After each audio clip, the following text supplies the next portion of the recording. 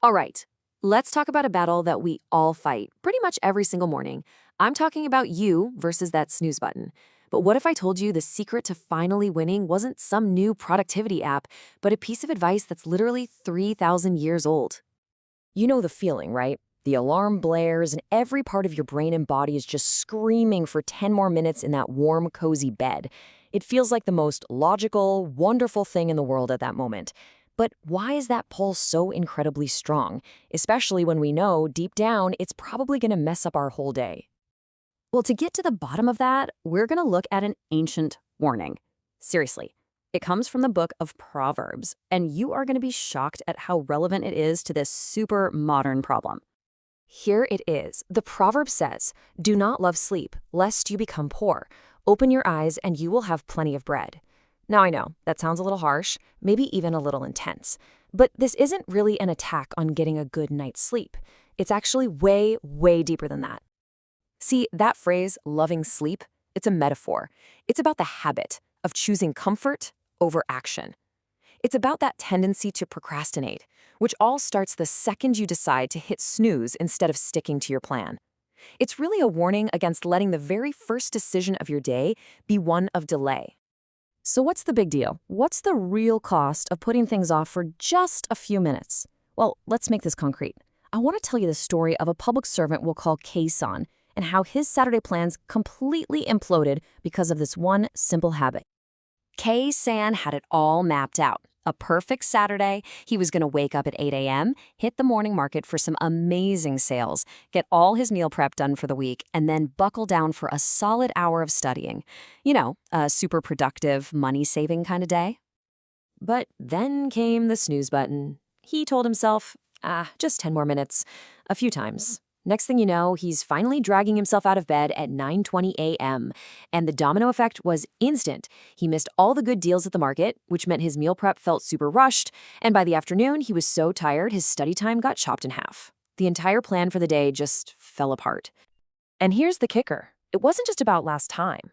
Kaysen actually did the math. By missing out on those market deals, he spent an extra 1,800 yen. That's about $12 in the US on groceries that week. That supposedly free extra sleep had a real, actual cost. It literally made him poorer, just like the proverb warned. Now, Kaysen's story gets you thinking, right? Why do our brains seem so perfectly designed to make these kinds of self-sabotaging choices? Well, the answer is pretty fascinating, and it's all in the science of how our brains value comfort and reward. I mean, it doesn't make any logical sense, does it? Why would we ever trade a productive day and actual money for a few minutes of kind of crummy, fragmented sleep? Well, it turns out there's a powerful little quirk in our brain's wiring that explains everything. It's a psychological principle, and it's called delayed discounting. Basically, our brains have this built-in bias that makes a reward that's available right now seem incredibly valuable. Meanwhile, a bigger, better reward that's off in the future gets discounted. It just feels less important. So that warm bed right this second feels way better than the abstract idea of a great day later. And we can even zoom in and see where this is happening. There's a part of your brain's reward center called the ventral striatum, and it just floods with the pleasure chemical dopamine when it anticipates something good immediately. So when your alarm goes off, your brain sees that instant gratification of more sleep, and it basically just yells, "Yes, that, give me that right now." And the costs of giving in just keep piling up. You lose your most valuable, productive morning hours. That's opportunity cost, which is another way of becoming poor with your time. You make that groggy, brain foggy feeling called sleep inertia last even longer. You totally mess with your body's internal clock. And maybe worst of all, you are actively training your brain, day in and day out, that delaying things is the right move. Okay, so how in the world do we fight back against a 3,000-year-old problem and our own brain chemistry? The solution, believe it or not, isn't about finding more willpower. It's about having a simple, automatic plan that lets you sidestep that whole internal debate to begin with. Here's the plan. It's an if-then plan, and it is designed to be totally automatic. It goes like this. If the alarm rings, then you don't think, you don't argue with yourself, you immediately stand up. Then you place your bare feet on the cool floor. Then you walk over and switch on the electric kettle. It's just one fluid motion. No decisions required. Now, I know what you might be thinking. That sounds Way too simple, right?